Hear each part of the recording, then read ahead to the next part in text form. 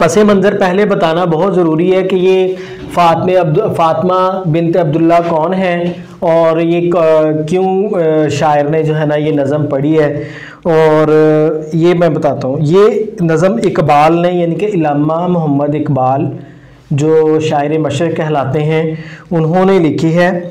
एक लड़की, अरब लड़की है, फ़ातिमा बिनते अब्दुल्ला उसका नाम है।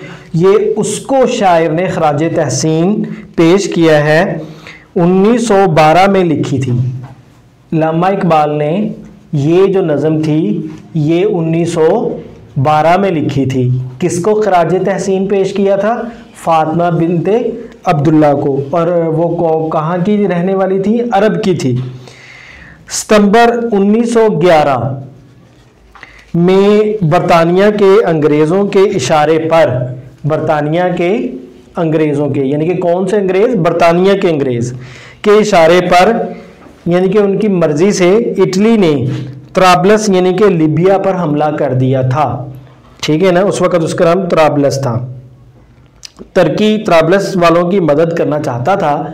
तुर्की के जो रहने वाले लोग थे, ये तुर्की का जो मुल्क था वो उनकी मदद करना चाहता था, मगर वो इस कदर ताकतवर ना था कि मुकाबला कर सके कि मिस्र पर हुक्मरान अंग्रेज़ों की नाकाबंदी को तोड़ सके। मिस्र में जो अंग्रेज़ों का कब्ज़ा था, त्राबलस के दीनी और सियासी रहनुमा, अब उधर के कोई रहनुमा होंगे ना, तो उनका नाम था शेख सन्योसी।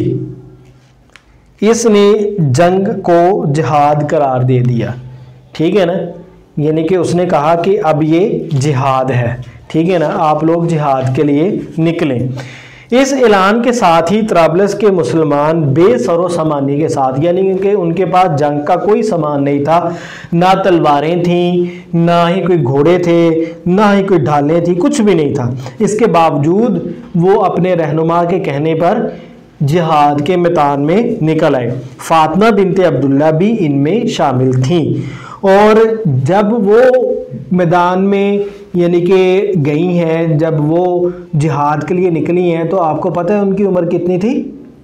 14 बरस, सिर्फ 14 बरस। उस वक़्त फ़ातिमा की उम्र सिर्फ 14 साल की थी। उसने कमज़ोर और वो कमज़ोर थी, एक बच्चा ही होता है ना 14 साल का, कमज़ोर होने के बावजूद जिहाद में हिस्सा लिया और ज़ख्मियों को पानी पिलाते पिलाते शहीद हो गई।